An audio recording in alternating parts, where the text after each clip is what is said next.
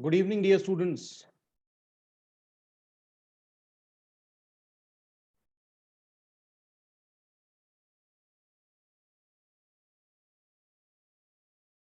Sachi, good evening.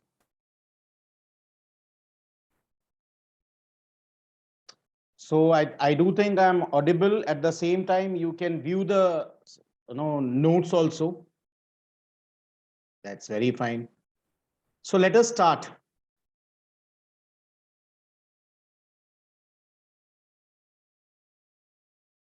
Let us start with chapter number 7, that is Introduction to Clearing and Settlement System. Now, before starting, let us, let me make you clear certain things. कुछ चीजें आप लोगों के साथ पहले ही अगर clear कर दूंगा तो ज्यादा अच्छा है. हमने लास्ट टाइम पे टाइप्स ऑफ मेंबर्स देखे थे, self clearing members, trading members, लेकिन ट्रेडिंग कम क्लियरिंग मेंबर्स भी देखा था और प्रोफेशनल क्लियरिंग मेंबर भी देखा था. अब these are members, these are clearing members, लेकिन ये मेंबर बन किसके रहे हैं? एक तो स्टॉक एक्सचेंज के बन रहे हैं, ठीक है. अब अगर एंजल ब्रोकिंग है, अब एंजल ब्रोकिंग किसके पास जाके मेंबरशिप ले रहा है? स्टॉक एक्सचेंज के पास. वो नेशनल स्टॉक एक्सचेंज के पास जाएगा, बोलेगा भाई आपके नॉर्म्स क्या है, I want to become a member. फिर national stock exchange Angel Broking को बताएगा कि दीज आर द नॉर्म्स, अगर ये आप फुलफिल कर रहे हो तो आप हमारे मेंबर बन सकते हो. ठीक है. अब मेरे को बताइए, एंजल ब्रोकिंग और एंजल ब्रोकिंग के जितने क्लाइंट्स है, जितने भी क्लाइंट्स है और उनके जितने ऑफिस है, सब ट्रेडिंग करेंगे. Supposedly, Manish Rai as well as Sachi, we both are clients of angel broking. अब angel broking में हम लोग शेयर्स खरीद रहे हैं और शेयर्स बेच रहे हैं. ठीक है. Now it can be shares or it can be futures and options, that is derivatives. अब मेरे को बताइए ये क्लियर कैसे होगा? For example, I am sitting in Bhopal, Sachi is sitting in Ulhasnagar. She buy, उन्होंने बाय किया है 10 रिलायंस के शेयर्स एंड मैंने सेल किया है 10 रिलायंस के शेयर्स या 20 रिलायंस के शेयर्स. अब मैंने 20 सेल किया, साची ने 10 परचेज किया, ठीक है. और अज्यूम करो कि हंसिका है, अब हनिष्का नहीं, हनीशा, sorry. Now Hanisha is there. Now Hanisha has purchased 10 shares of Reliance.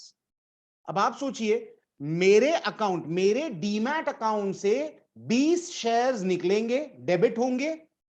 उसमें से 10 शेयर्स साची के डीमैट अकाउंट में जाएंगे, 10 शेयर्स हनीशा के डीमैट अकाउंट में. लेकिन ये करेगा कौन? That is termed as clearing and settlement. इसको हम लोग बोलते हैं क्लियरिंग एंड सेटलमेंट. तो ये करता कौन है? तो क्लियरिंग कॉर्पोरेशन, इनका top most authority is clearing corporation.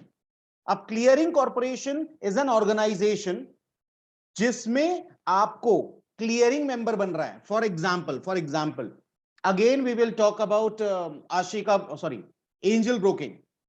Now Angel Broking ने पहले मेंबरशिप ली, ट्रेडिंग मेंबरशिप. किससे? स्टॉक एक्सचेंज से. भाई हमको आपके इधर ट्रेडिंग करना है. At the same time Angel Broking जाएगा क्लियरिंग कॉर्पोरेशन के पास कि क्लियरिंग कॉर्पोरेशन, हमको अपने खुद के जितने ट्रेड्स हैं वो सेटल करना है. तो अब मैं क्या बन गया? दैट इज एंजल ब्रोकिंग क्या बन गया? Trading cum clearing member. क्या हम ट्रेड भी करेंगे और हम हमारे ट्रेड क्लियर भी करेंगे, सेटल भी करेंगे.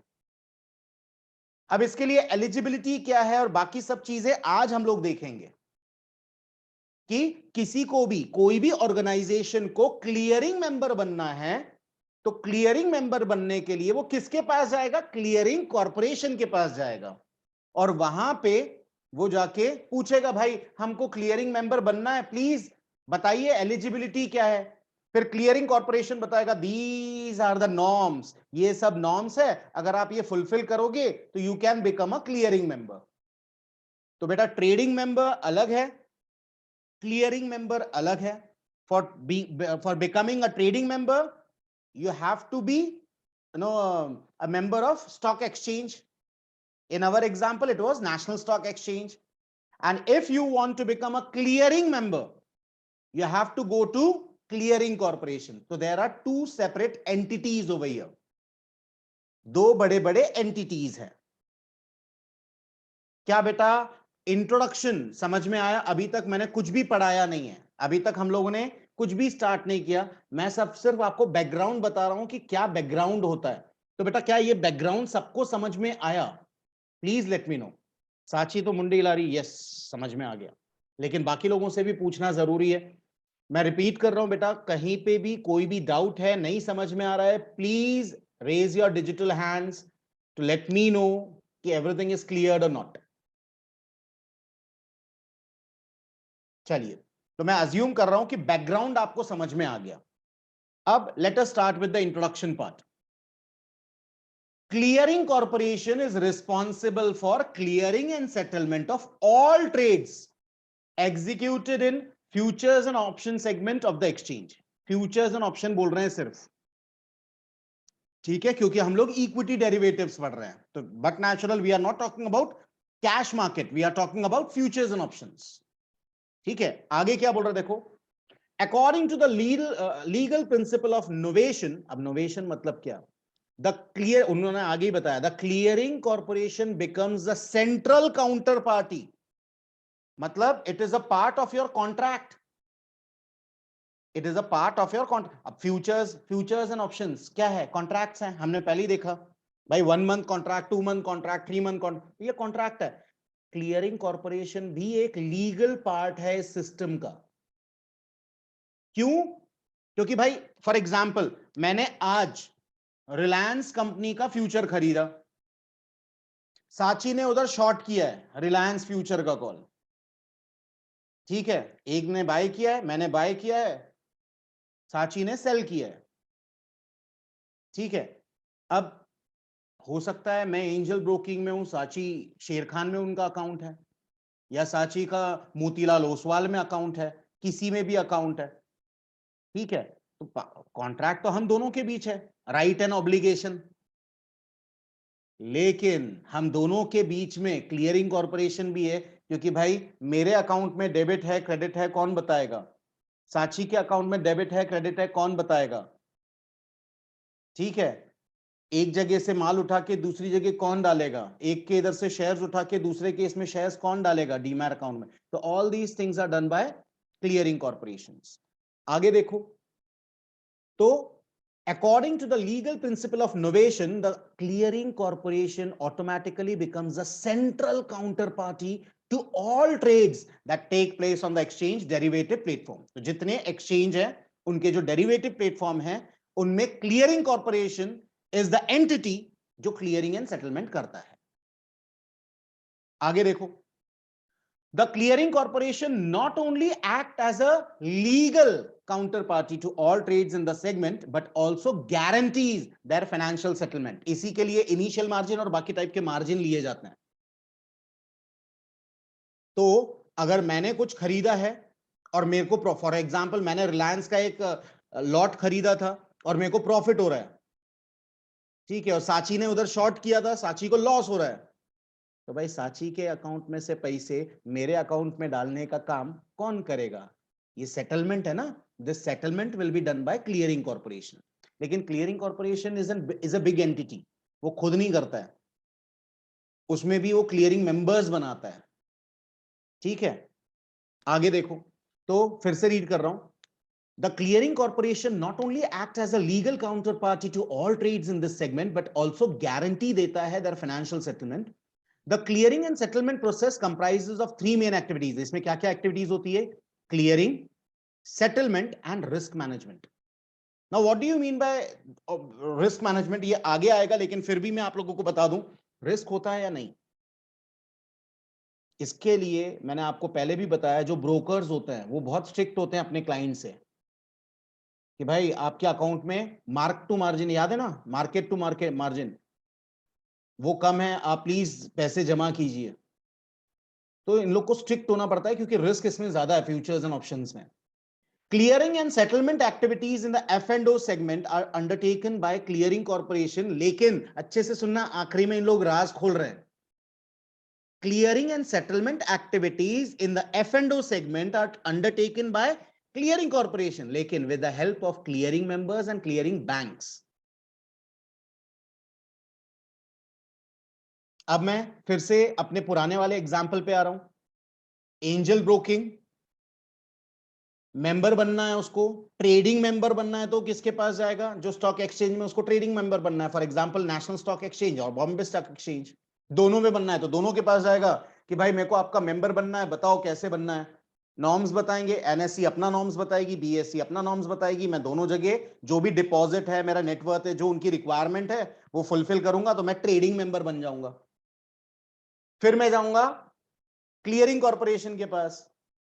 अगर मेरे को सेटलमेंट भी, क्लियरिंग और सेटलमेंट में भी इंटरेस्ट है, इसमें भी पैसा मिलता है, तो मैं जा रहा हूं भाई मेरे को क्लियरिंग मेंबर बनना है, बताओ क्या ऑप्शंस है. फिर वो बताएगा कि दीज आर द नॉर्म्स, अगर आप ये फुलफिल करोगे तो आप क्लियरिंग मेंबर बन जाओगे. तो मेरे को मार्केट में लोग क्या बोलेंगे?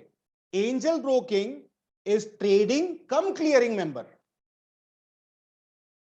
और मैंने पहले ही बताया ऐसे भी बहुत सारे प्रोफेशनल ऑर्गेनाइजेशंस हैं जो बोलते हैं हम सिर्फ क्लियरिंग एंड सेटलमेंट करेंगे, हम ट्रेडिंग नहीं करेंगे.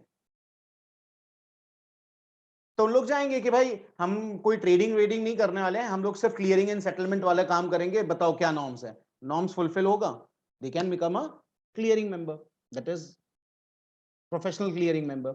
अब क्लियरिंग मेंबर्स देखो, हमने इसके टाइप्स देखे हैं पिछले चैप्टर में. 3 टाइप है. सेल्फ क्लियरिंग मेंबर, ये सिर्फ अपने ही सौदे, अपने ही ट्रेड सेटल करेंगे.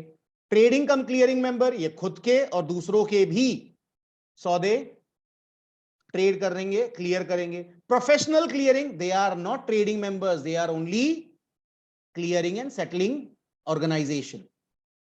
क्या यहां तक हम लोग पहले कर चुके हैं? I am not repeating. The reason for that is, ये बेटा हम लोगों का लास्ट लेक्चर में हो चुका था तो मैं रिपीट नहीं कर रहा हूं, इसके लिए मैंने रीड भी नहीं किया. ठीक है, तो ये तीनों चीज हम देख चुके हैं. अब नीचे उन्होंने वही बोला है, both trading cum clearing member and professional clearing members are required to bring in additional security deposit, additional in respect of every trading member who trades, they undertake to clear and settle. अब मैं clearing member बन गया. Assume करो कि I am XYZ company and I am professional clearing member. Professional clearing member हूं मैं. अब professional clearing member मतलब भाई जो भी मेरा क्लाइंट बनेगा ट्रेडिंग मेंबर, जो भी ट्रेडिंग मेंबर मेरा क्लाइंट बनेगा, मैं उसका जो भी ट्रेड है वो क्लियर और सेटल करूंगा. ठीक है. अब जितने अलग अलग ऑर्गेनाइजेशन, जितने अलग अलग ट्रेडिंग मेंबर मेरे पास आएंगे, फॉर एग्जांपल बोनांजा मेरे पास आ गया, बोनांजा पोर्टफोलियो मैनेजमेंट मेरे पास आ गया, कार्वी कंसल्टेंसी मेरे पास आ गई, ठीक है, आशिका ब्रोकिंग मेरे पास आ, they all are my clients. Example है, ये सब मेरे क्लाइंट है. तो भाई अगर आप मेरे क्लाइंट बन रहे हो तो आपको सिक्योरिटी डिपॉजिट मेरे को देना पड़ेगा. क्यों? क्योंकि मैंने क्लियरिंग कॉर्पोरेशन को सिक्योरिटी डिपॉजिट दिया है. तो सब वही इन लोग बोल रहे हैं, देखो both trading cum clearing member and professional clearing members are required to bring in additional security deposit in respect of every trading member whose trades they undertake to clear and settle. ठीक है. आगे, clearing members handle the responsibility of clearing and settlement of all deals executed by trading members who clear and settle such deals through them. Clearing members perform the following 3 important functions. सबसे पहला clearing है, दूसरा settlement है और तीसरा है risk management, that is margin. पहले से रखवा लो, ये भी हम लोग पहले देख चुके हैं लास्ट लेक्चर में. ठीक है. अब नेक्स्ट आ रहा है क्लियरिंग बैंक्स. अब what do you mean clearing banks? चलो मैं फिर से अपने एग्जांपल पे जा रहा हूं. That is my companies name is XYZ. मैं ट्रेडिंग मेंबर नहीं हूं, मैं जा रहा हूं क्लियरिंग कॉर्पोरेशन के पास. क्लियरिंग कॉर्पोरेशन को बोलता हूं I want to become a member of yours. मैं प्रोफेशनल क्लियरिंग और सेटलमेंट करना चाहता हूं. मैंने मेंबरशिप ले ली, बोनांजा पोर्टफोलियो मेरे पास आया, देन कार्वी कंसल्टेंसी मेरे पास आई, आशिका ब्रोकिंग मेरे पास आया. अब उन लोग ने मेरे पास मेंबरशिप ली कि भाई हमारा जितना भी ट्रेड होगा, we are only trading members, we are not clearing and settlement members, तो आप हमारे ट्रेड का सेटलमेंट करो। मैं बोलता हूं ठीक है, लेकिन बेटा मेरे को बताओ क्लियरिंग और सेटलमेंट में पैसा है या नहीं है, मतलब पैसे का व्यवहार होगा या नहीं। इसके लिए जो क्लियरिंग मेंबर होता है वो एक क्लियरिंग बैंक, एक बैंक के साथ टाई अप करता है कि भाई पैसे का जो भी व्यवहार होगा ना वो आप देखना, पैसे का लेन देन हम आपको बताएंगे, किसके अकाउंट से पैसा डेबिट करना है, किसके अकाउंट में पैसा क्रेडिट करना है। तो हर एक क्लियरिंग मेंबर का एक ऑफिशियल बैंक होता है जिसको क्लियरिंग बैंक बोलते हैं। तो क्या क्लियरिंग बैंक समझ में आया? अब इसी के बारे में रीड करते हैं, देखो क्लियरिंग बैंक क्या बोल रहा है। Fund settlement takes place through clearing banks. For the purpose of settlement, all clearing members are required to open a separate bank account with clearing corporation designated clearing bank for F&O segment. तो clearing corporation ने कुछ banks को higher करके रखा है, उनका एक panel बना के रखा है। जो भी professional clearing member, trading cum clearing member, कोई भी क्लियरिंग मेंबर बनता है, उसको उस डेजिग्नेटेड, उस लिस्टेड बैंक्स में से किसी बैंक को चूज करना पड़ेगा कि भाई आप हमारे तरफ से क्लियरिंग बैंक। तो that is an official contract. क्या यहां तक सबको समझ में आया? मैं फिर से रिपीट कर रहा हूं बेटा, किसी को भी कोई चीज नहीं समझ में आ रही है, please please raise your hands, digital hands, so that I can sort it out your queries. अब आगे क्लियरिंग मेंबर बनने के लिए क्या एलिजिबिलिटी नॉर्म है, कौन क्लियरिंग मेंबर बन सकता है? तो कौन बन सकता है, let us see. First, net worth. कोई भी क्लियरिंग मेंबर बनने के लिए उसका नेटवर्थ कितना चाहिए? Net worth of at least ₹300 lakh. ठीक है, अगर मेरे को क्लियरिंग मेंबर बनना है, क्लियरिंग कॉर्पोरेशन के पास गया कि भाई मेरे को क्लियरिंग मेंबर बनना है, बताओ क्या है, तो वो बोलेगा भाई आपका नेटवर्थ 300 लाख होना चाहिए, तो आप क्लियरिंग मेंबर बन सकते हो। ठीक है, ओके। अब आगे देखो, the net worth requirement for a clearing member who clears and settles only deals executed by him. Deals executed by him, खुद ने ही डील्स किए। ठीक है, तो हम लोग किसके बारे में बात कर रहे हैं, कोई बताएगा? That is self clearing member. किसके बारे में? Self clearing member. खुद ही ट्रेड कर रहा है और खुद का ही ट्रेड खुद कर रहा है, सेटल कर रहा है, उसको 100 लाख रुपए का उसका नेटवर्थ होना चाहिए। तो भाई आपको क्लियरिंग मेंबर बनना है और सबका बिजनेस करना है, सबके ट्रेड्स को क्लियर और सेटल करना है, तो 300 लाख का आपके पास नेटवर्थ होना चाहिए। और अगर आप खुद का ही ट्रेड सेटल करना चाह रहे हो, clearing and settlement of own trades, then 100 lakh का नेटवर्थ चाहिए। ये हो गया first point. Second, deposit of ₹50 lakhs to clearing corporations which forms part of the security deposit of the clearing member. अब मेरे पास, अच्छे से सुनना, मैंने 300 लाख का मेरा नेटवर्थ है, मतलब मैं क्लियरिंग मेंबर बन गया, किसी का भी, कोई भी आ सकता है, कोई भी मेरा मेंबर बन सकता है। ठीक है, अब 50 लाख रुपए मैं लूंगा जो मेरे थ्रू क्लियर करवाएगा। एग्जाम्पल अगेन, बोनांजा पोर्टफोलियो मेरे पास आया था कि सर हम ट्रेड कर रहे हैं, क्लियरिंग और सेटलमेंट आप करेंगे। ठीक है भाई, दे 50 लाख। ठीक है, लेकिन ये 50 लाख किसके पास जाएगा? क्लियरिंग कॉर्पोरेशन के पास, क्योंकि क्लियरिंग कॉर्पोरेशन को मालूम होना चाहिए मेरे क्लाइंट कौन कौन है। फिर मेरे पास कार्वी कंसल्टेंसी आया, बोले भाई मेरे को भी है ना क्लियरिंग और सेटलमेंट आप ही करो हमारा। ठीक है भाई, दे 50 lakh. 50 lakh should be deposit with, it should be deposited with clearing corporation. आगे क्या बोल रहा है? Additional incremental extra deposit of ₹10 lakh to clearing corporation for each additional trading member in case the clearing member undertakes to clear and settle deals of others. याद रखना, खुद का कर रहे हो तो ठीक है, अदर्स का कर रहे हो तो 10-10 लाख रुपए। खुद का करेंगे 50 लाख, दूसरे मेंबर्स का करेंगे 10-10 लाख हर मेंबर का। जितने ट्रेडिंग मेंबर मेरे क्लाइंट बनेंगे 10-10 लाख रुपए मेरे को देना पड़ेगा उनका। तो क्या ये तीनों पॉइंट समझ में आए बेटा? साची एनी क्वेरीज बेटा? हैंड्स रेज कर फिर। No queries? अच्छा ऑप्शन ही नहीं है। हाँ ऑप्शन ही नहीं था। नो प्रॉब्लम बेटा, बोलो। तो ये सेकंड पॉइंट जो है डिपॉजिट ऑफ ₹50 लाख, ये एक बार वापस से एक्सप्लेन करेंगे? देखो, फर्स्ट पॉइंट समझ में आ गया, 300 लाख सबके लिए सार्वजनिक, मतलब मैं किसी का भी क्लियरिंग मेंबर बन सकता हूं।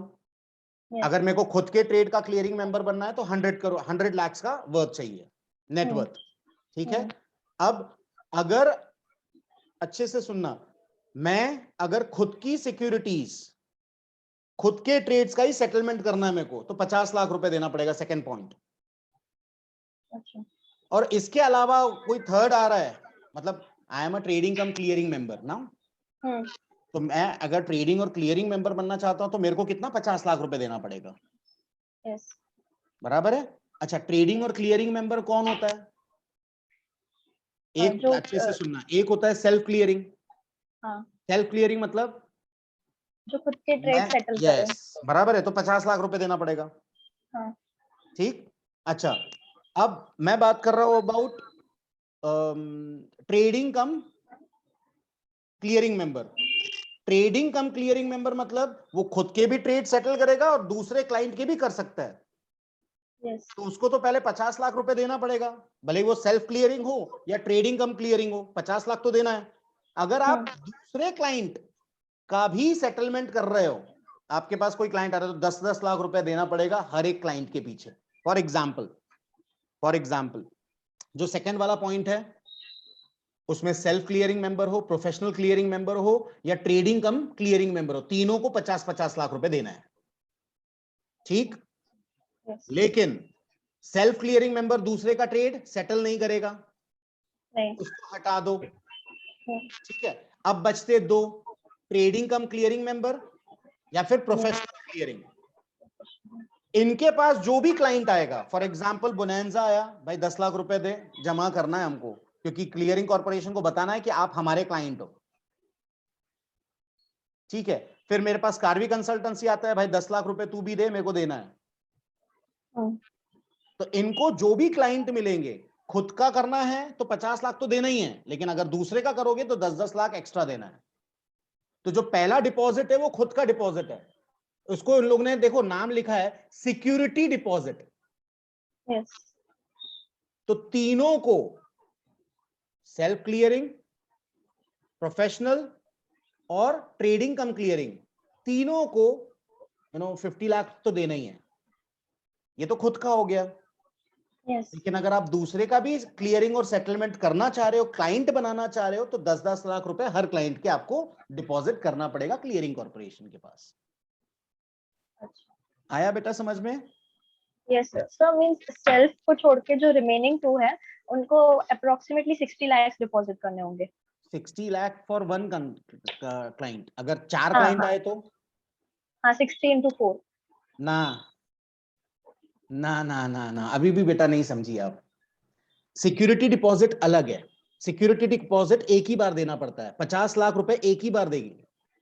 अच्छा। तीनों, self clearing, trading cum clearing और प्रोफेशनल क्लियरिंग, सबको 50-50 देना है। ठीक। अब सेल्फ क्लियरिंग हट गया, हटा दो उसको। अब ट्रेडिंग कम क्लियरिंग मेंबर हो या फिर प्रोफेशनल क्लियरिंग मेंबर हो, उनको 10-10 लाख रुपए देना है। 10-10 लाख रुपए, 60-60 लाख नहीं, 50 लाख फॉर वन टाइम। इसके बाद जितने क्लाइंट आएंगे उसके 10-10। तो अगर मेरे पास 4 क्लाइंट आए तो कितना? 10 into 4। Yes, 40 lakh rupees. आया समझ में? यस। ओके। और किसी को बेटा कोई प्रॉब्लम? Very great. अब क्लियरिंग मैकेनिज्म स्टार्ट करने के पहले हम सबको मालूम है कि बाकी सब चीजें, आप ये टेबल देखिए पहले। Trading member, TM indicates trading member, TM indicates trading member. Security का नाम है Nifty October contract, okay. Proprietary position, proprietary हम लोग पहले भी देख चुके हैं, प्रो और सीएलआई लास्ट लेक्चर में देखा था। पीआरओ, प्रो मतलब प्रोप्राइटरी, खुद का। मतलब एंजल ब्रोकिंग की अगर मैं बात करूं तो एंजल ब्रोकिंग खुद भी ट्रेड करती है, खुद का ट्रेड कर सकती है और क्लाइंट का भी ट्रेड करती है। तो जब खुद का ट्रेड करेगी तो क्या आएगा, प्रो, और क्लाइंट का ट्रेड आएगा तो उसमें सीएलआई। ये हम लास्ट लेक्चर में देख चुके हैं। तो देखो पीक्यूआर ये एक ट्रेडिंग मेंबर है, ये खुद का प्रोप्राइटरी पोजीशन खुद का बना रहा है। 5000 क्वांटिटी बाय किया निफ्टी का, 3000 क्वांटिटी सेल कर दिया, 5 खरीदा 3 बेच दिया, बचा कितना, net comes to 2000, net quantity comes to 2000।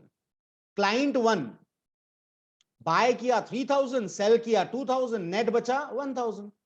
भाई ओपन पोजीशन कितनी बची, 3000 माइनस 2000, 1000। क्लाइंट 2 बाय किया 3000, सेल किया 1000, बचा 2000।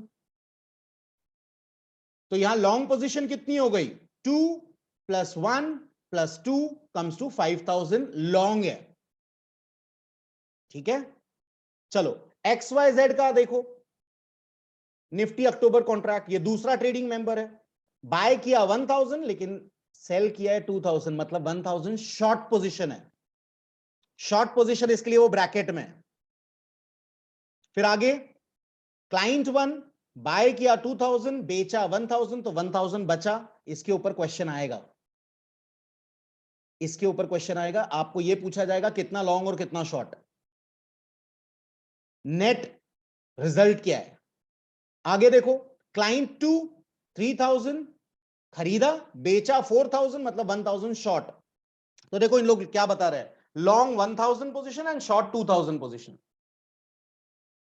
ठीक है, तो clearing member is open position for Nifty October contract is, देखो पीक्यूआर का 5000 लॉन्ग पोजीशन, शॉर्ट पोजीशन एक भी नहीं। एक्स वाई जेड का 1000 लॉन्ग पोजीशन, 2000 शॉर्ट पोजीशन। तो टोटल ओपन पोजीशन कितने हैं, 6000 long position and 2000 short position. ये आया क्या समझ में,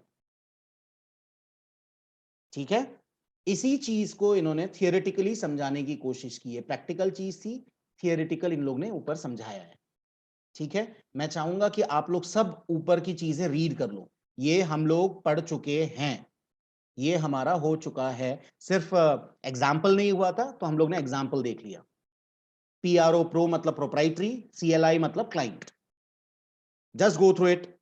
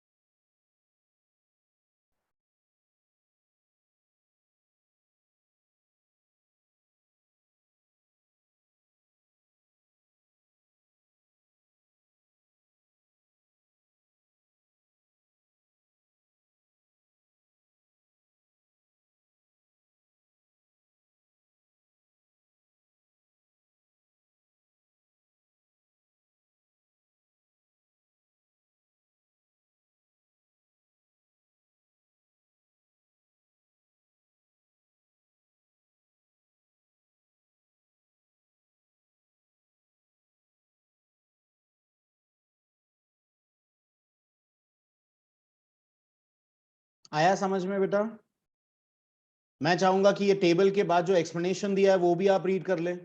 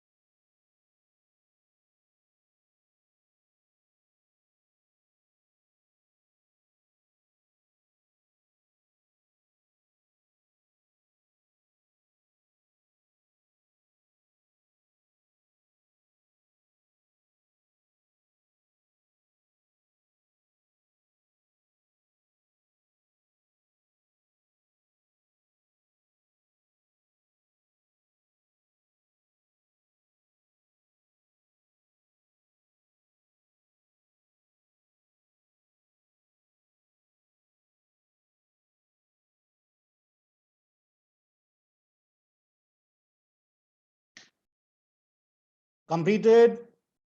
Sachi, any queries? Any of the students, any queries? Please raise your digital hands if any queries are there.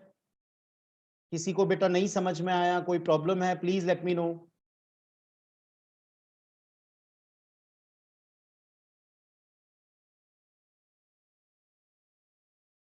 चलिए, next is interoperability of clearing corporations. Now what do you mean by interoperability? अच्छे से पहले सुन लो, बाद में हम लोग read करेंगे. For example, I M angel broking. अच्छे से सुनना बेटा, एग्जाम्पल क्या है. I am angel broking. मैं जाता हूं सबसे पहले नेशनल स्टॉक एक्सचेंज के पास, NSE, नेशनल स्टॉक एक्सचेंज के पास, कि भाई मेरे को आपका ट्रेडिंग मेंबर बनना है. बन गया, ठीक है. फिर नेशनल स्टॉक एक्सचेंज का क्लियरिंग कॉर्पोरेशन है, मैं जाता हूं उनके पास कि भाई नेशनल स्टॉक एक्सचेंज में मैं जो भी खरीदूंगा बेचूंगा, खरीदने और बेचने के बाद सेटलमेंट आपको, मतलब मेरे को परमिशन चाहिए आपसे, तो मैं बन गया. ठीक है. अब दिक्कत कहां आ रही है, अच्छे से सुनना.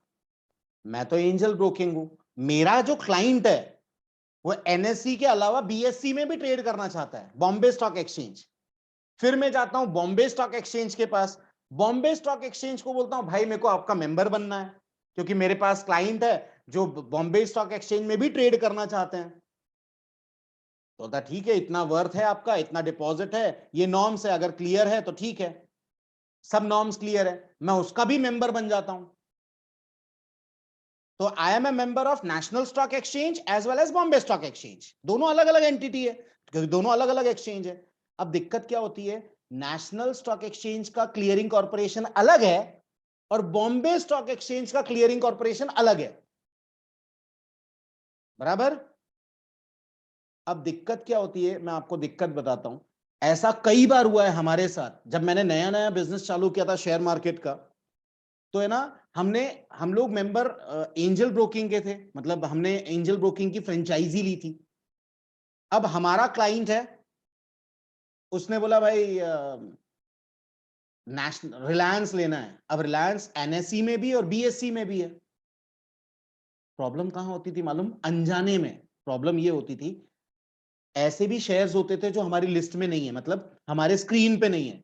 फिर एक कोई बंदा आता था, बोलता था अरे सेठ मेरे को ये बताओ कि भेल का रेट क्या चालू है. BHEL, Bharat heavy electricals limited company है, गवर्नमेंट की, उसका रेट अब मेरे स्क्रीन पे नहीं है. मैं क्या करूंगा, स्क्रीन पे लेके आऊंगा, नेशनल स्टॉक एक्सचेंज भेल टाइप करूंगा, एंटर मारूंगा तो उसका प्राइस दिखने लगेगा.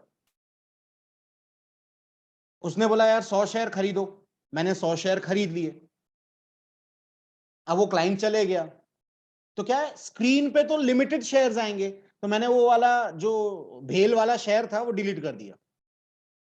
ठीक, उसमें ऐड कर सकते हैं, डिलीट कर सकते हैं, कोई दिक्कत नहीं है, क्योंकि स्क्रीन पे शेयर्स के मतलब कंपनी के नाम रहते हैं, bid price, ask price, quantity सब होता है.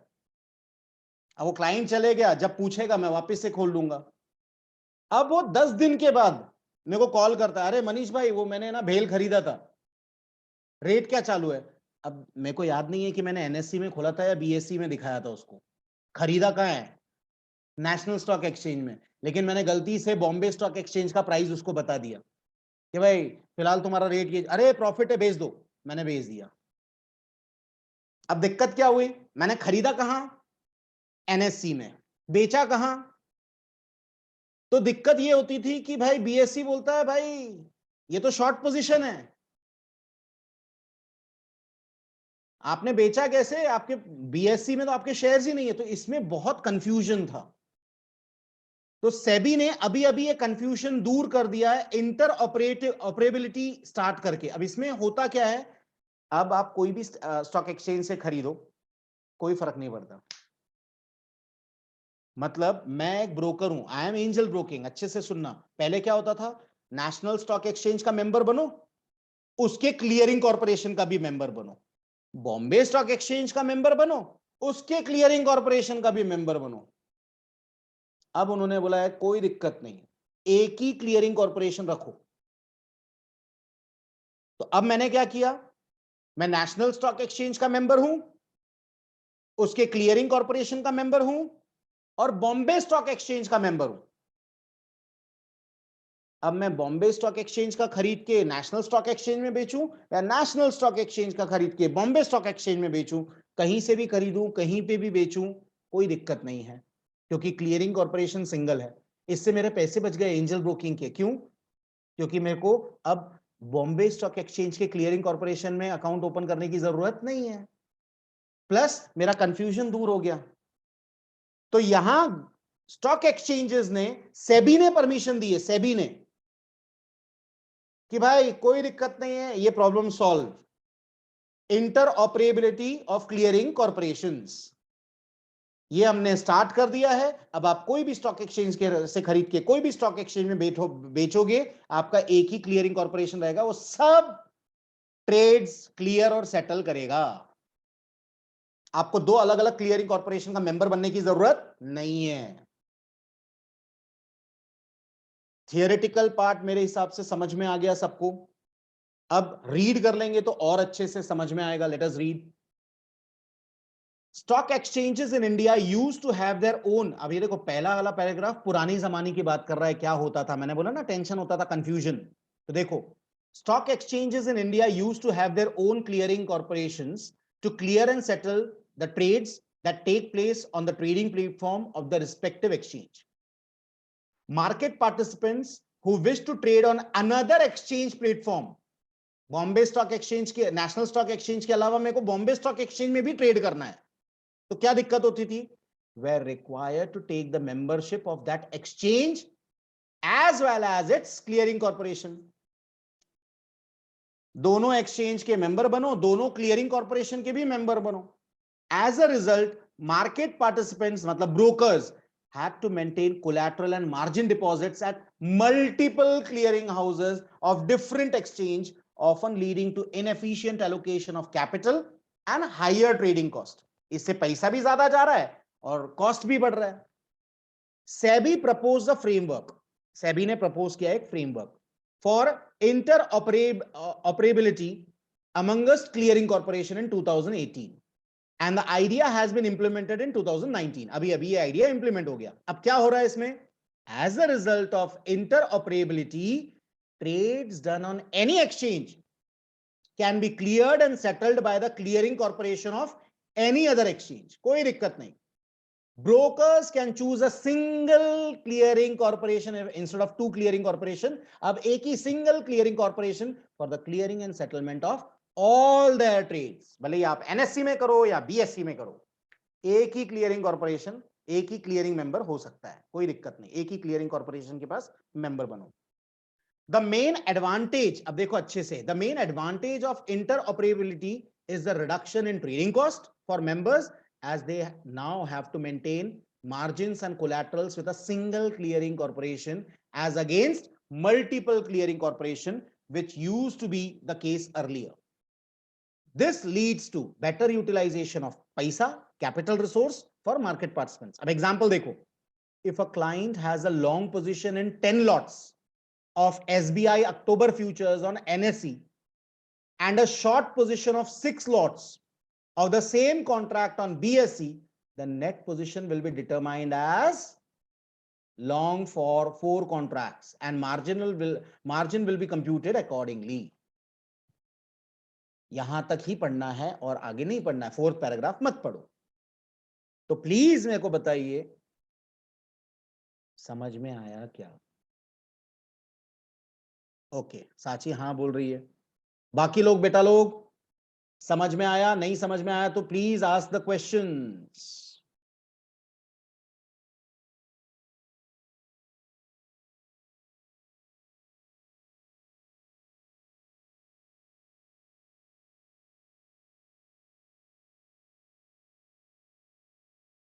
Sachi, if you are having any doubts, you can raise your hands. I can see you. Chat करोगे? वो पूछना था कि जैसे बैंक एक्स है पर्टिकुलर इंडाइसेस के लिए, तो उसके लिए भी अलग से कॉर्पोरेशन में डिपॉजिट करना Only पड़ेगा ना? याद रख, मतलब मतलब उनकी क्लियरिंग कॉर्पोरेशन अलग होंगे ना, बैंक नहीं एक्ट और नहीं नहीं नहीं नहीं नहीं पर्टिकुलर है? नहीं नहीं, पूरे फ्यूचर्स के मतलब पूरे derivatives, whether it is futures और options, single corporation is there, सबके लिए अलग अलग नहीं होते हैं। फिर वो निफ्टी हो, बैंक निफ्टी हो या और कुछ हो, सबका क्लियरिंग वो ही करेगा, क्लियरिंग कॉर्पोरेशन, अलग से कुछ नहीं है इसमें। एंड सर इसमें जैसे कहा गया है कि एनएससी में खरीदा और बीएससी में बेचा, तो लेकिन वो टाइम पे अगर दोनों के प्राइजेस सेम अंडरलाइनिंग के प्राइजेस दोनों जगह अलग अलग हो तो कैसे हो सकेगा? कुछ नहीं, प्राइस अगर अलग अलग है तो इसी को तो आर्बिट्रेज बोलते हैं ना, सस्ते मार्केट में हाँ खरीदो और महंगे मार्केट में बेच दो। हाँ, नहीं अगर सपोज एनएससी में ज्यादा हमें प्रॉफिट हो रहा हो लेकिन हम हमें वो तो पता नहीं सामने वो। वाले, वो तो सामने वाले को देखना है ना बेटा। अगर आप माल खरीद रहे हो तो ये आपको देखना है। अगर मैं माल खरीद रहा हूं तो मेरे को माल देखना चाहिए कि भाई कहाँ रेट अच्छा मिल रहा है, बॉम्बे स्टॉक एक्सचेंज। देखो अब मेरे पास फ्रीडम है कि मैं एक मार्केट से खरीद के दूसरे मार्केट में बेच सकता हूँ, यस और नो। तो अगर वो बेवकूफ आदमी होगा जो दूसरा मार्केट नहीं देखेगा, भाई स्टेट बैंक ऑफ इंडिया मैंने एनएससी में खरीदा है और मेरे को दिख रहा है बॉम्बे स्टॉक एक्सचेंज में प्राइस अच्छा मिल रहा है तो बेच दूंगा ना मैं उधर। अगर एनएससी में ही अच्छा प्राइस मिलेगा तो मैं एनएससी में बेचूंगा। तो वो तो आपको करना पड़ेगा, वो थोड़ी ना और कोई बताएगा, है ना। और बाकी बस सबके क्लियरिंग कॉर्पोरेशन एक ही रहेंगे हर एक बात फ्यूचर एंड ऑप्शन? यस, ठीक है, ओके, ओके यस। बेटा। और किसी को कोई queries?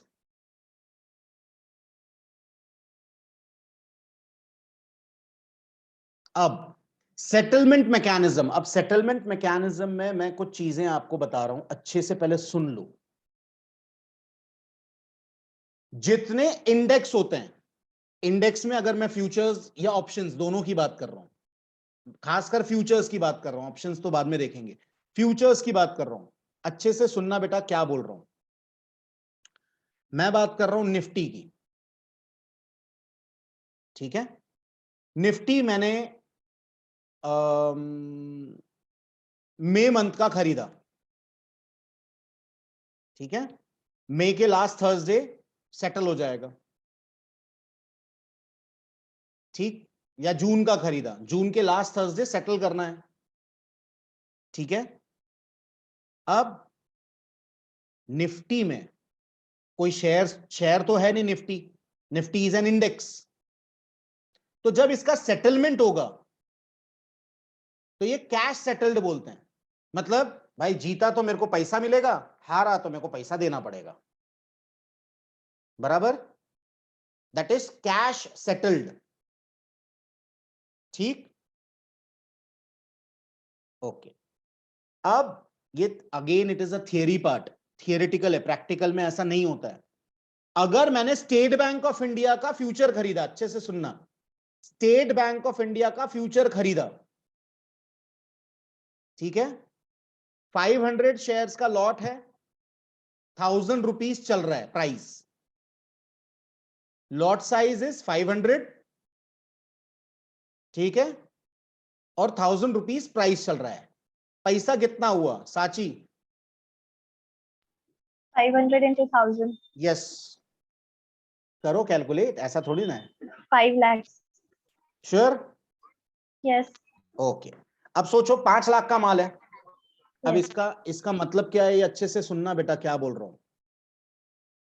At the end of the day final settlement जब होगा तो मेरे को उनको शेयर्स देना है फिजिकल में। अब ऐसा कैसे पॉसिबल है, शेयर्स हो सकते हैं क्या?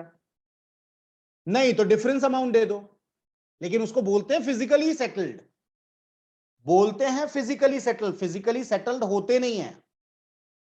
फिर से एग्जांपल देके समझा रहा हूं।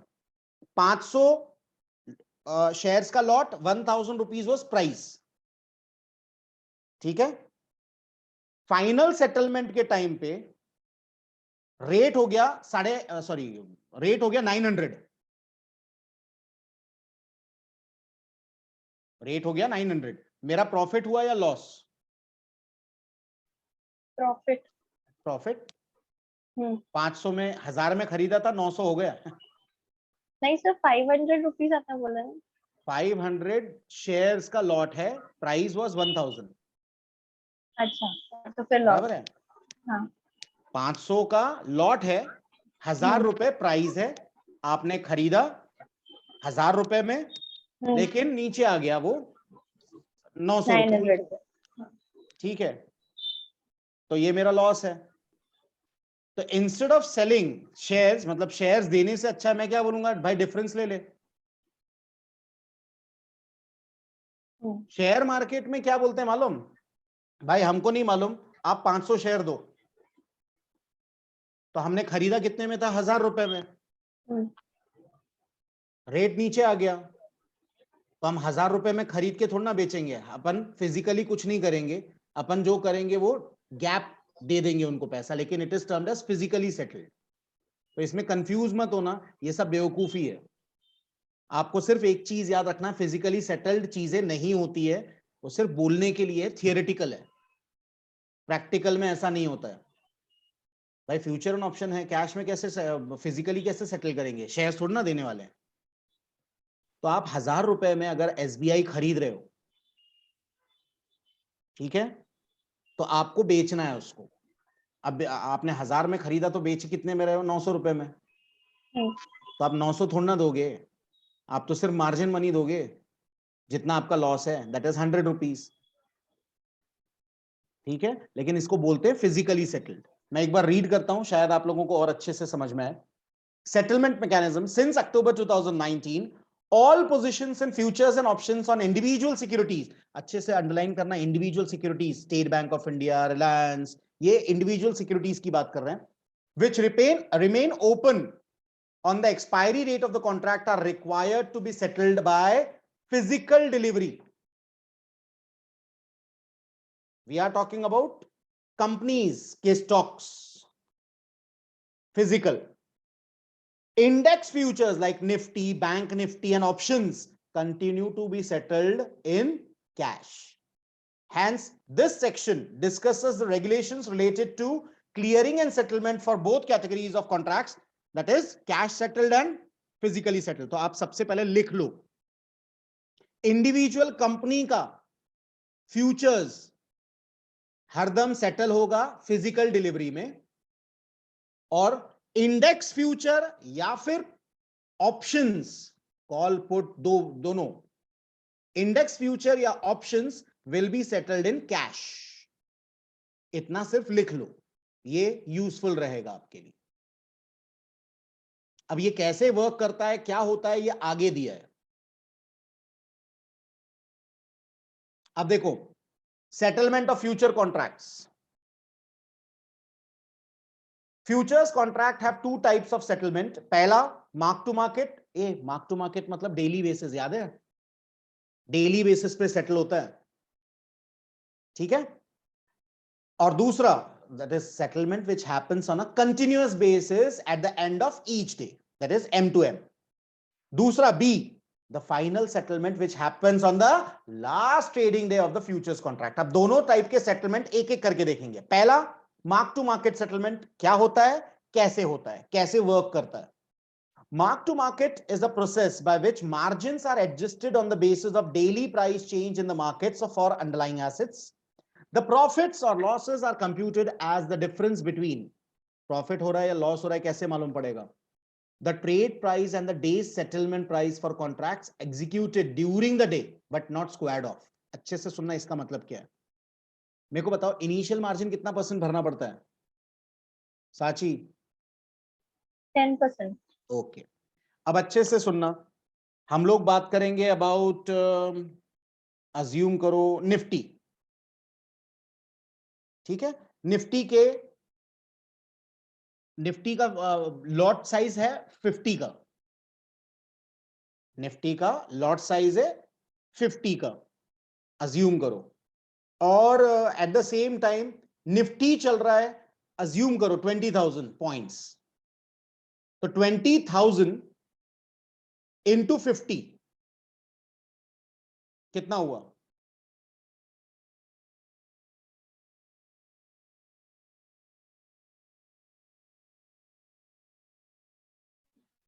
10 lakh rupees. Very good, 10 lakh का माल है। अब साची बताओ इनिशियल मार्जिन कितना पे करना पड़ेगा? 10%, that is 1 lakh rupees. 1 lakh. अब मैंने 1 लाख रुपए भरा, that is my initial margin, ठीक है। अब पहले ही दिन निफ्टी 200 पॉइंट्स गिर गया, चलो 200 पॉइंट्स बढ़ गया, मेरा प्रॉफिट है या लॉस? मैंने लॉन्ग किया था पोजीशन, 20,000 रेट चल रहा था, 20,200 हो गया, 20,000 में बाय किया है, प्रॉफिट हुआ। तो 200 इंटू 50 कितना हुआ? 1000 200 into 50,000. 200 इंटू 50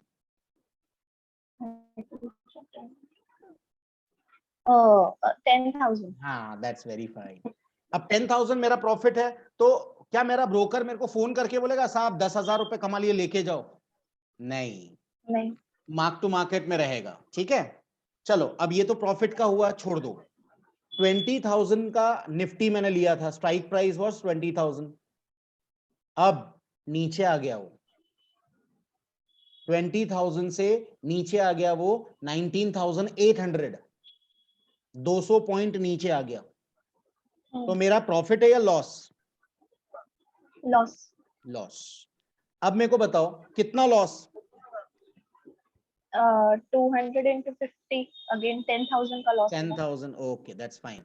अब बेटा लोग ये 10,000 रुपए शाम के टाइम पे जैसे ही मार्केट बंद होगा ना, मेरा ब्रोकर का फोन आएगा, मनीष सर वो आपने जो निफ्टी लिया था ना उसमें 200 पॉइंट नीचे आ गया, तो 10,000 रुपए आपका लॉस है, mark to market loss.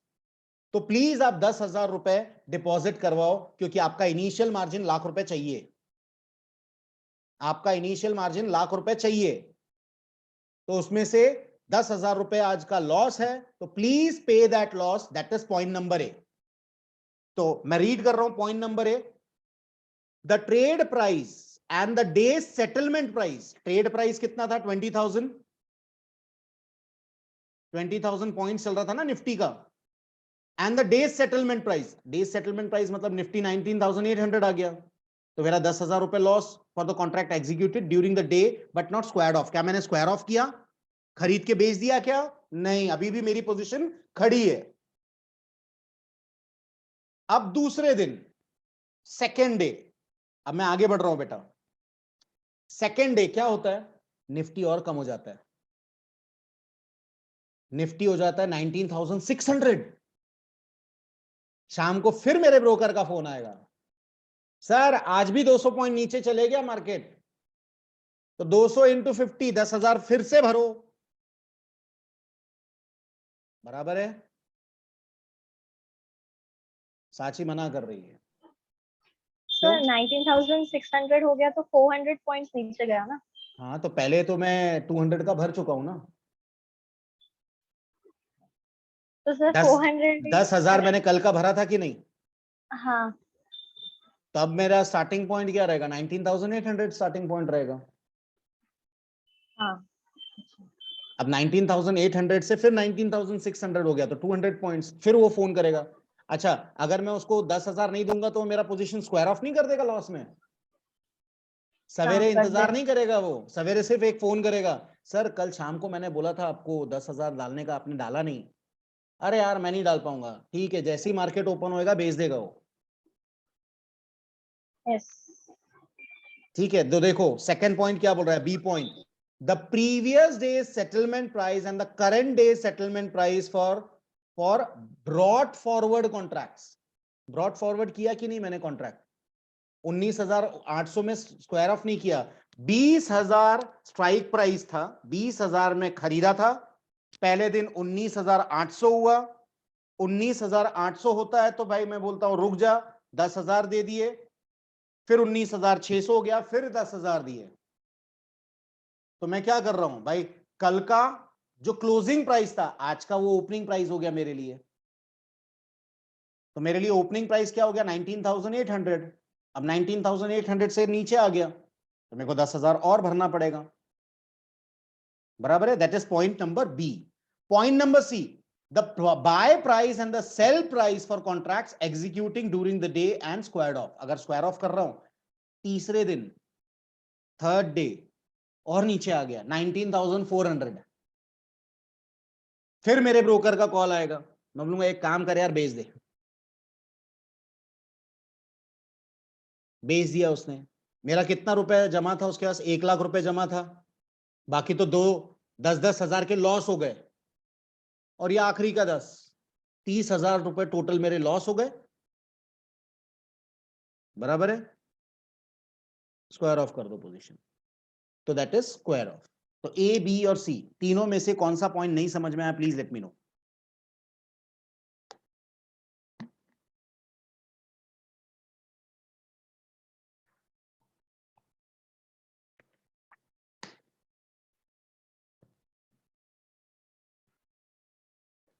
Yes, anyone, anything which is not understood? इतना ही देखना है इसमें। अब आगे आइए, settlement price for daily mark to market, daily. अब सेटलमेंट प्राइस, प्राइस कैसे फिक्स होता है, अच्छे से सुनना बेटा, जो लास्ट ट्रेडिंग प्राइस होता है वो प्राइस नहीं होता है।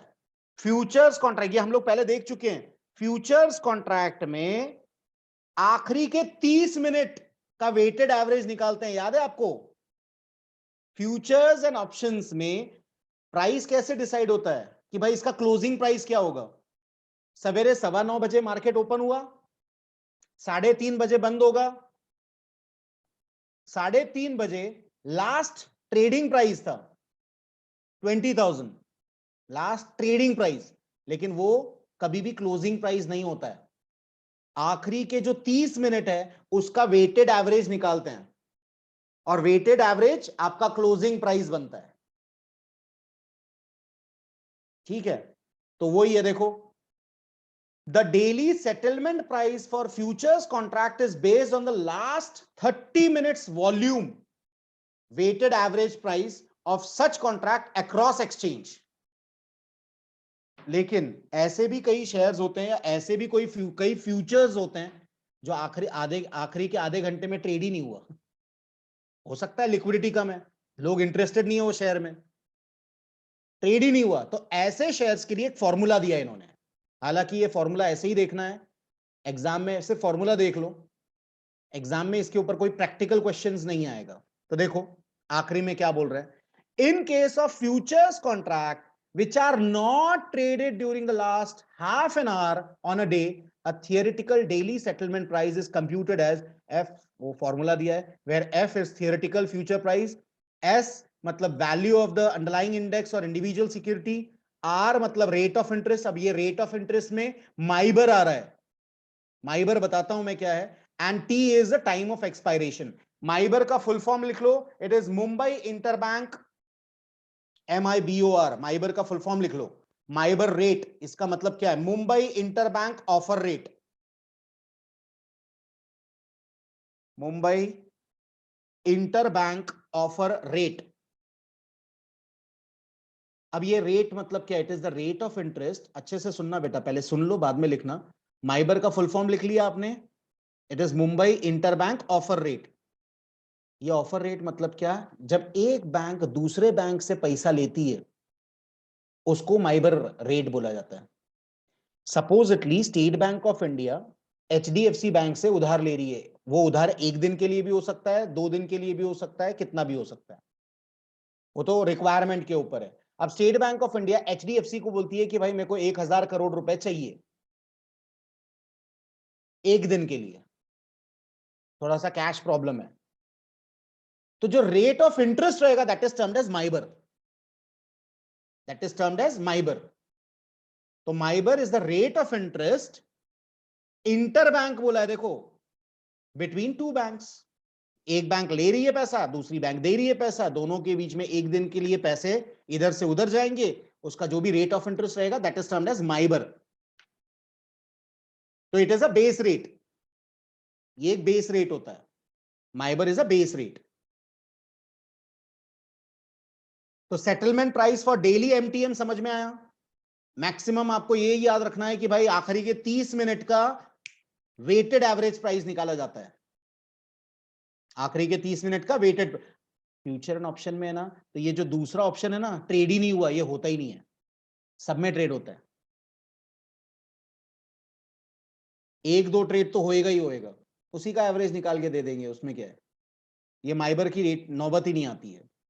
तो that is settlement price for daily MTM. तीसरा है सेटलमेंट ऑफ डेली एमटीएम, वही है डेली कैश सेटल्ड। ठीक है, अब देखो सेटलमेंट कैसा होता है, सेटलमेंट कैसे होता है। The daily MTM of all futures contract is cash settle, हम पहले ही देख चुके हैं फ्यूचर्स कॉन्ट्रैक्ट।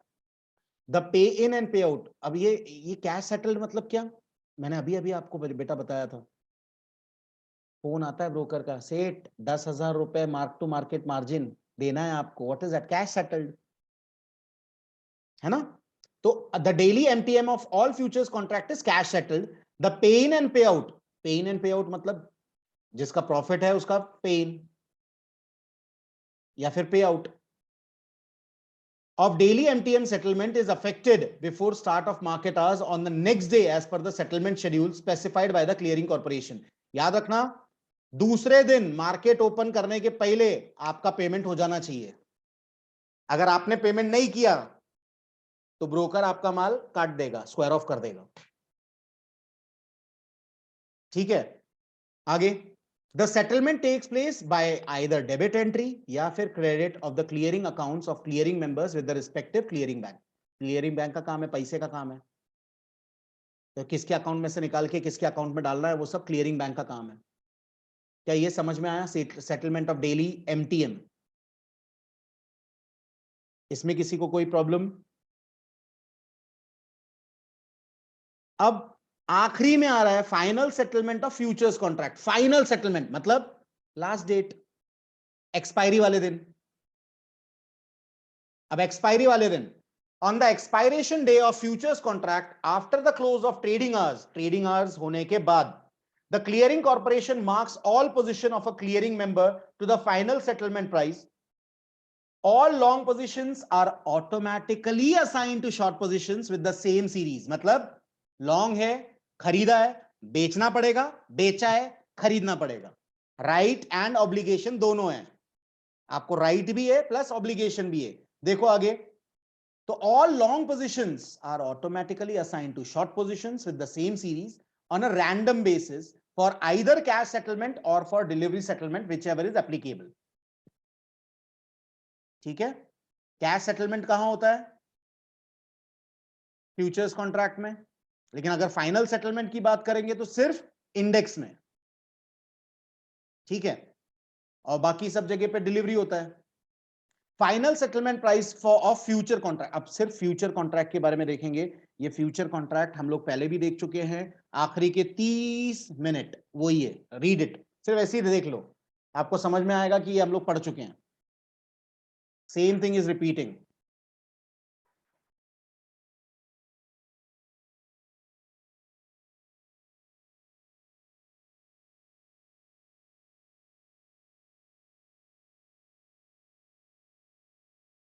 हो गया, नथिंग न्यू। अब डायरेक्टली आप ये भी मत देखिए, final settlement procedure for cash settle futures contract छोड़ दो। अब आइए आप लोग final settlement procedures for futures contract settle by physical delivery. अभी तक कैश सेटल देख रहे थे, अब फिजिकल डिलीवरी। अब इसमें एक चीज आपको जो नोट करना है या अंडरलाइन करना है, वो सेकेंड लाइन में T+2 डेट अंडरलाइन करो उसको। Now what do you mean by T+2 date. T मतलब ट्रांजैक्शन डे +2, इसका मतलब जो भी सेटलमेंट होता है, जो भी सेटलमेंट होता है वो T+2 में होता है। मतलब फॉर एग्जाम्पल, मैंने अगर मंडे को माल बेचा तो दैट इज ट्रेडिंग डे, मैंने पहले खरीदा था फ्यूचर्स, आज बेच दिया, दैट इज मंडे। जैसे ही मैं मंडे को बेचता हूं तो Monday is a trading day, T indicates trading, +2 that is Tuesday and Wednesday, Wednesday को मेरे अकाउंट में पैसा आ जाएगा, सेटलमेंट। तो कोई भी सेटलमेंट पैसे का हो या शेयर्स का हो, पैसे का हो या शेयर्स का हो, इट इज T+2। एग्जाम्पल दूसरा देता हूं आपको, फ्यूचर ऑप्शन का छोड़ के। साची पहले ये बताओ अच्छे से, अनम्यूट। Yes sir. मेरे को बेटा ये बताओ, आज कौन सा वार है? थर्सडे। थर्सडे। आज साची ने, अच्छे से सुनना बेटा, आज साची ने 10 शेयर रिलायंस लिए, तो साची के डीमैट अकाउंट में शेयर्स कब आ जाएंगे? इट इज T+2। T+2। तो T मतलब trading day, that is today, Thursday. तो आपके अकाउंट में कब आएगा? संडे। हट पगली रुलाएगी, Sunday is a holiday. Saturday. Saturday is a wrong answer, because Saturday is a holiday. क्योंकि सैटरडे मार्केट चालू ही नहीं होता बेटा, हम शेयर मार्केट की बात कर रहे हैं। Share market Monday to Friday चलता है, सैटरडे चलता ही नहीं है। तो फ्राइडे आएगा। नहीं, T+2। Today is the trading day, that is Thursday. Friday is the T+1।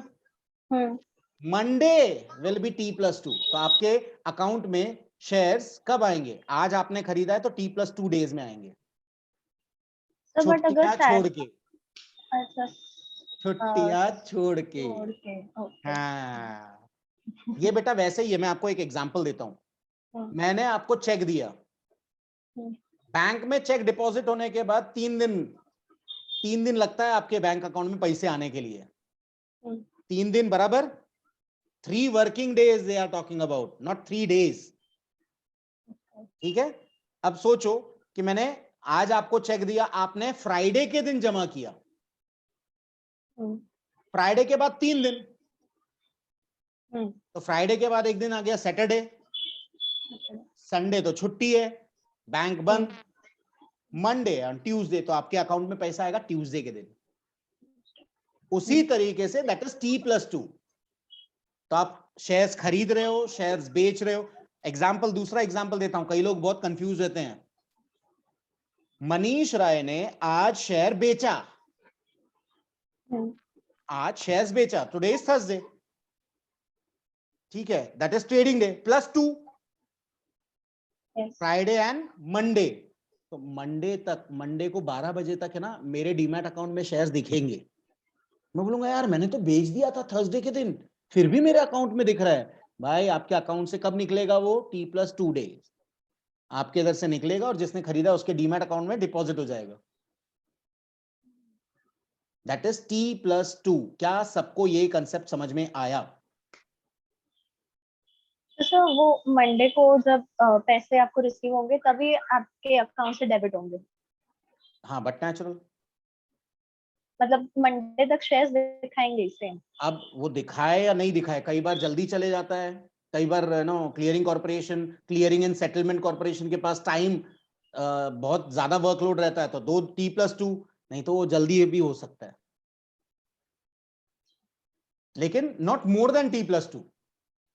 जो होगा ये 3 दिन में ही होगा, T+2, ट्रेडिंग डे +2 डेज, उससे ज्यादा टाइम नहीं लगेगा।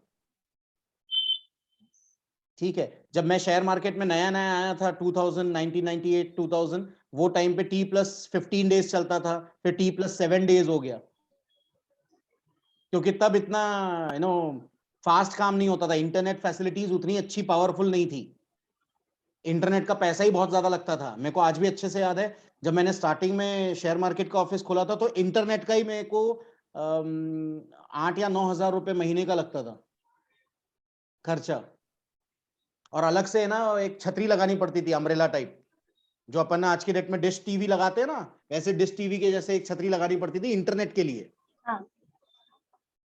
ठीक है, तो वो जमाने की बात है। चलो, अब ये T+2 के बाद आप नीचे आइए, इसमें एग्जांपल्स दिए हैं, पहले हम लोग एग्जांपल देखेंगे, फिर हम लोग आगे बढ़ेंगे कि सेटलमेंट कैसे होता है। सेटलमेंट ऑब्लिगेशन देखो, unexpired futures, unexpired long futures results into buy, that is security receivable position, and short futures result into a sell, that is security deliverable position। अब देखो, पहले एग्जांपल पढ़ लो, फिर हम लोग बाकी चीजें आराम से समझेंगे। A, a client mister P, a client नहीं है, a client mister P of clearing member XYZ, तो पी का क्लियरिंग मेंबर कौन है? XYZ, has a long position in one lot of a stock future, कोई भी कंपनी का एक लॉट लॉन्ग पोजीशन है futures contract on the expiry date of the contract, lot size is 1500, the final settlement price is 475, the previous day's settlement, कल का day का settlement price was 482, what is the settlement obligation? ये unexpired future है, expire नहीं हुआ, कल क्या price था? 482, आज प्राइस क्या है? 475, लॉन्ग पोजीशन है, प्रॉफिट है या लॉस? साची तो लॉस है ना? लॉस है, कल यस्टरडे इट वाज 482 में आपका सौदा हुआ है, आज 475 है, लॉस है। देखो अब क्या हो रहा है, इन दिस केस ये आंसर है, solution. In this case, since Mr. P has an open long position in one lot of the stock futures contract, on the expiry date, he will have to take delivery of 1500 shares on T+2 date at the final settlement price of 475. The final settlement obligation works out to be 1500 into 475 is equal to 7,12,500 का माल, ठीक है। Mr. P will have to ensure that he has required amount in this bank account for the physical settlement, जबकि physical settlement होता नहीं है, अपन 482 minus 475 का difference दे देंगे।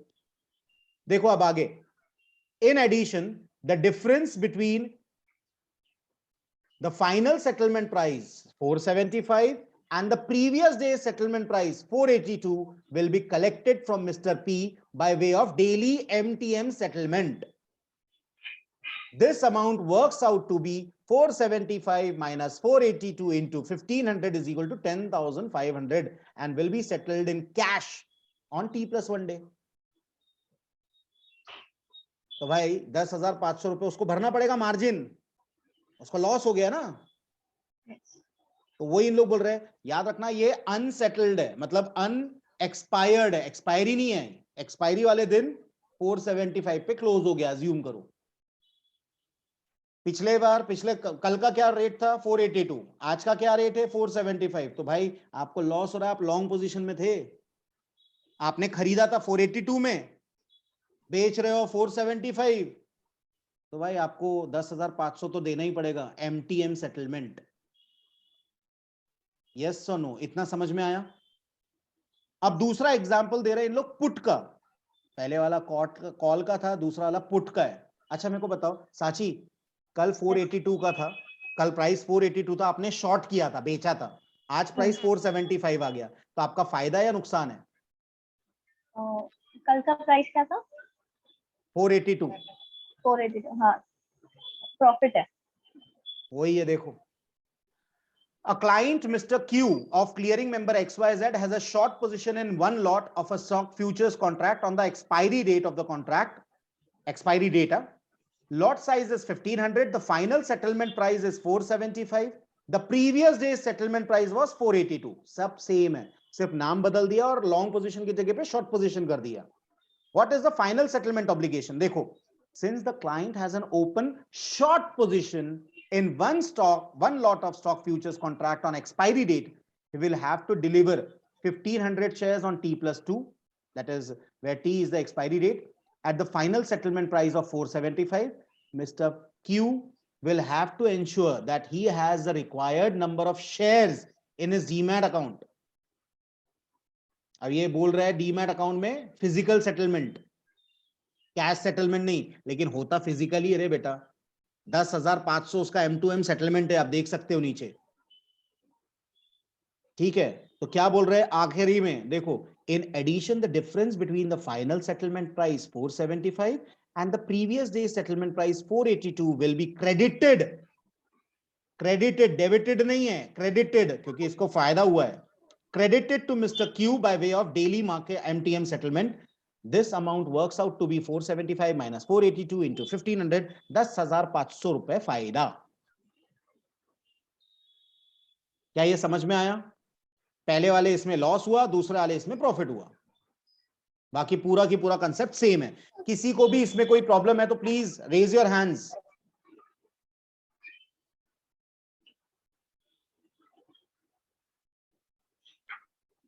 कोई प्रॉब्लम? अब सेटलमेंट ऑफ ऑप्शन कॉन्ट्रैक्ट, अच्छे से सुनना बेटा, सेटलमेंट, डेली प्रीमियम सेटलमेंट, ये T+1 बता रहा है।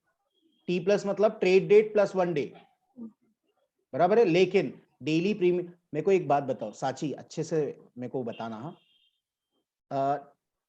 17,500 स्ट्राइक प्राइस वाला आपने एक कॉल खरीदा निफ्टी का 20 रुपए में, Okay. तो 50 शेयर्स का लॉट है इंटू 20 रुपए, कम्स टू 1,000 रुपीज। आपने 1,000 रुपीज दे दिया, ठीक है। उसी दिन रेट हो गया 25 रुपए, आपको फायदा है या नुकसान? फायदा है। फायदा है। लेकिन मेरे को बताओ, अगर नुकसान है, चलो अब दूसरा, 20 रुपए में खरीदा था, 15 रुपए हो गया, नुकसान है। तो क्या आपको MTN देना है? क्या शाम को ब्रोकर फोन करेगा? हाँ। नहीं करेगा, क्यों? फ्यूचर्स है ना। क्योंकि इसमें आप पहले ही जो मार्जिन भर चुके हो ना, पूरे के पूरे पैसे तो आप भर चुके हो ऑलरेडी। मेरे को बताओ, lot size 50 shares, what was the spot price? 20 rupees. 50 shares into 20 rupees comes to 1,000 rupees. You have already paid 1,000. तब उसमें लॉस हो रहा है तो आपको कुछ भरने की जरूरत नहीं है। यहां बेवकूफ बना रहे हैं, यहां इनिशियल मार्जिन नहीं भरते, 10% भर रहे हैं क्या? मतलब आप 1,000 का माल 100 रुपए देके खरीदोगे?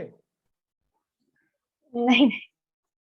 एक चीज हरदम याद रखना, फ्यूचर में, अच्छे से सुनो, फ्यूचर में क्योंकि अमाउंट बहुत ज्यादा होती है इन लैक्स, इसके लिए वो 10% मार्जिन आपको भरना पड़ता है, इनिशियल मार्जिन। लेकिन ऑप्शन में जो भी अमाउंट प्रीमियम का होता है वो पूरा आपको अपफ्रंट देना पड़ता है, पूरे कॉन्ट्रैक्ट का अमाउंट। तो 50 शेयर्स का लॉट इनटू 20, अगर ये 200 हो गया, चलो प्राइस इज 200, तो 200 इंटू 50 हाउ मच अमाउंट? 10,000। तो आपको पूरे 10,000 एक साथ भरना है। अब मेरे को बताओ, आपका मैक्सिमम लॉस कितना हो सकता है? 10,000। तब मेरे को बता, 10,000 का 9,000 हो गया, 10,000 का 9,000 हो गया, तो सामने वाला फोन थोड़ा ना करेगा कि भाई आप 1,000 और दो, क्योंकि आप वहां पूरा पैसा ऑलरेडी भर चुके हो।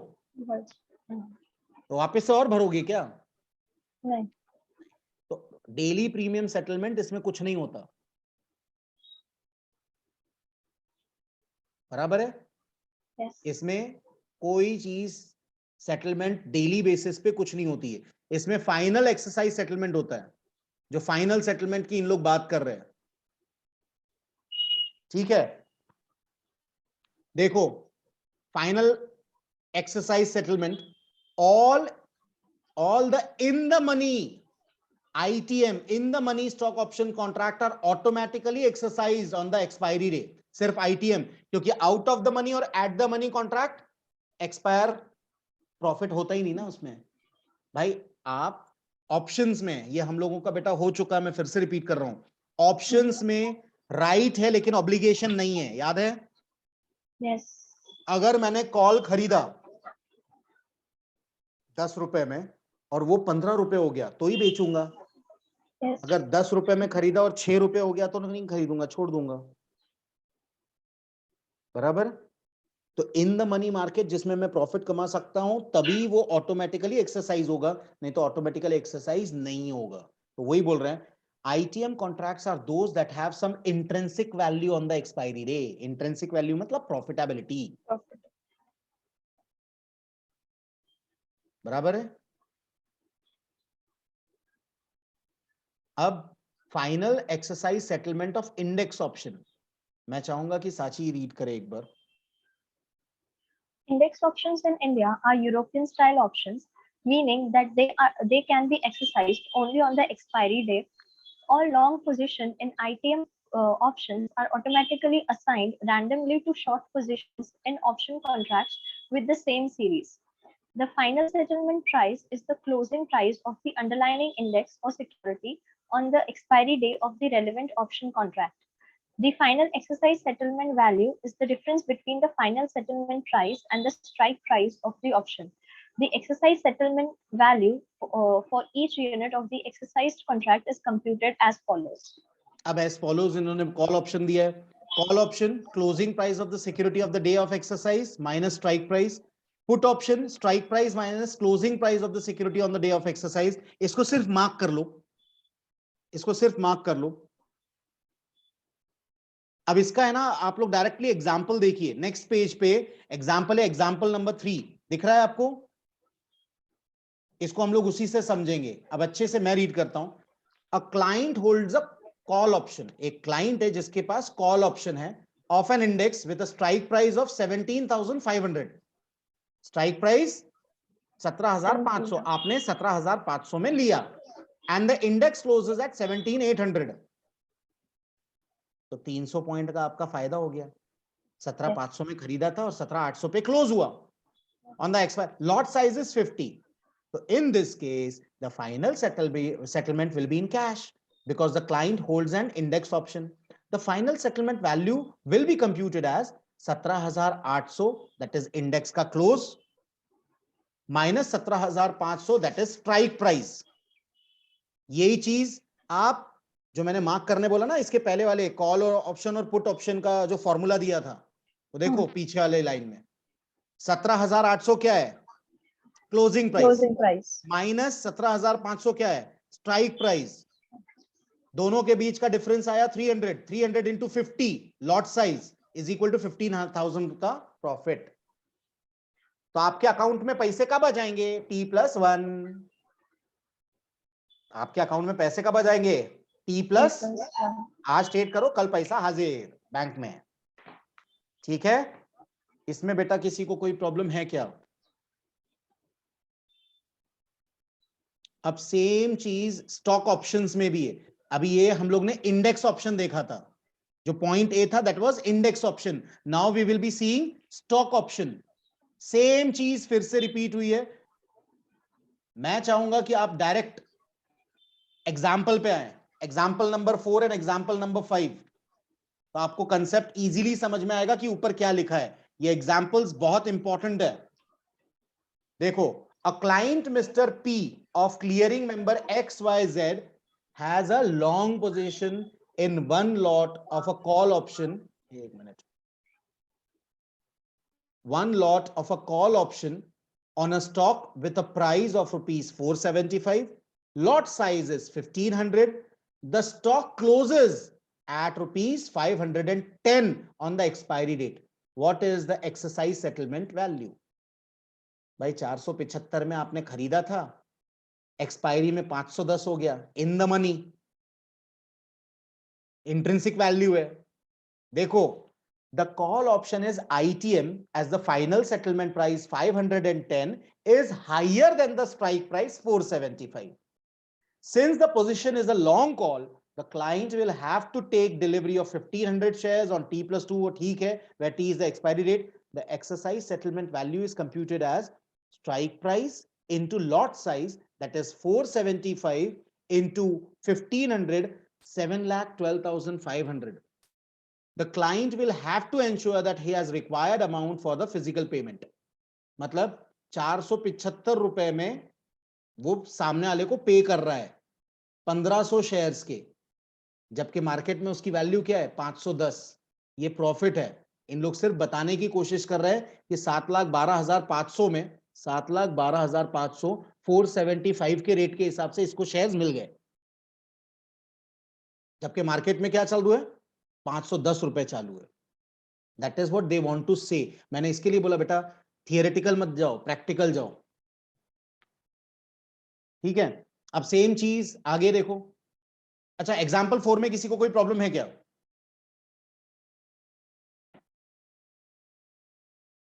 साची प्रॉब्लम है? ओके. एग्जाम्पल 5 देखिए. अ client mister Q of clearing member XYZ has a long position in one lot of a put option. Put ऊपर वाला लॉन्ग था, ये पुट है, इसमें इसको लॉस हो रहा है. Option on a stock with a strike price of 470, lot size is 1500, लेकिन stock closes at 410. ए बाबा 475 में बेचा था, मतलब पुट लिया था, 410 हो गया. ठीक है, आगे the put option is ITM as the final settlement price 410 is lower than the strike price 475. Since the position is long put, the client will have to give delivery of 1500 shares on T+2. The expiry exercise settlement value is computed as strike price into lot 7,12,500. वही same चीज है physical settlement, लेकिन बोलने के लिए बेटा physical settlement है, होता कैश सेटलमेंट ही है.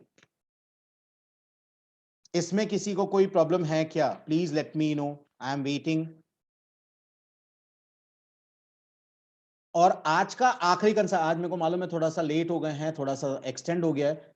Risk management. ये रिस्क मैनेजमेंट हम लोग पढ़ चुके हैं, लेकिन मैं चाहूंगा कि आप लोग इसको अभी पढ़ें. सिर्फ रिस्क मैनेजमेंट के ये 5 डॉट्स ये अभी पढ़ लें, ये सबसे इजीएस्ट है. ऊपर से पढ़िए, लेकिन 5 डॉट्स पढ़ना है. Exchanges with the help of clearing corporations manage the risk in the derivative segment using a comprehensive risk containment mechanism. The salient features of risk containment, risk को कम करना, containment means कम करना.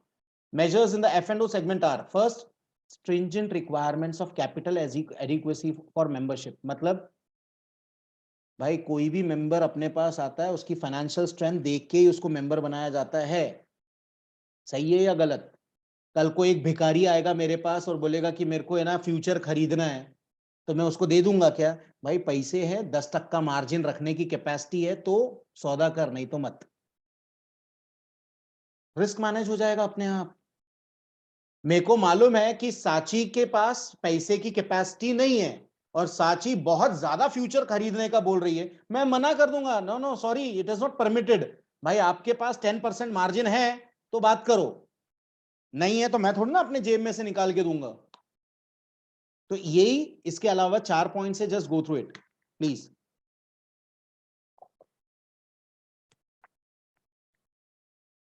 सेकेंड पॉइंट वही बोल रहा है, पहला ही initial margin रखवा लेने का. वैल्यू एट रिस्क नहीं है कि अचानक मार्केट गिर गया तो वो तो डूबा, अपन भी डूब गए. ऐसा नहीं होना चाहिए. देखो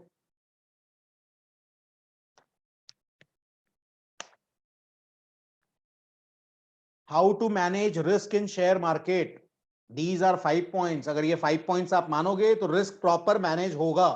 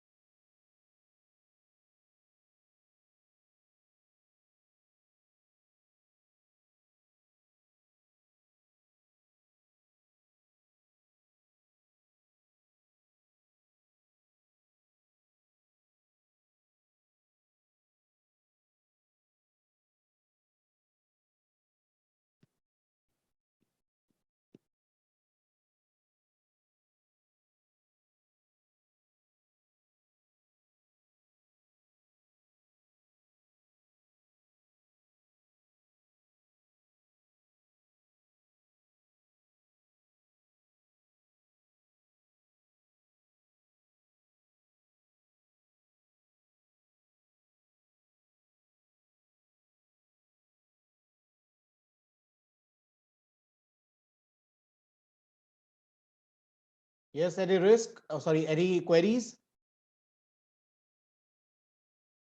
बेटा किसी को कुछ क्वेरीज है क्या?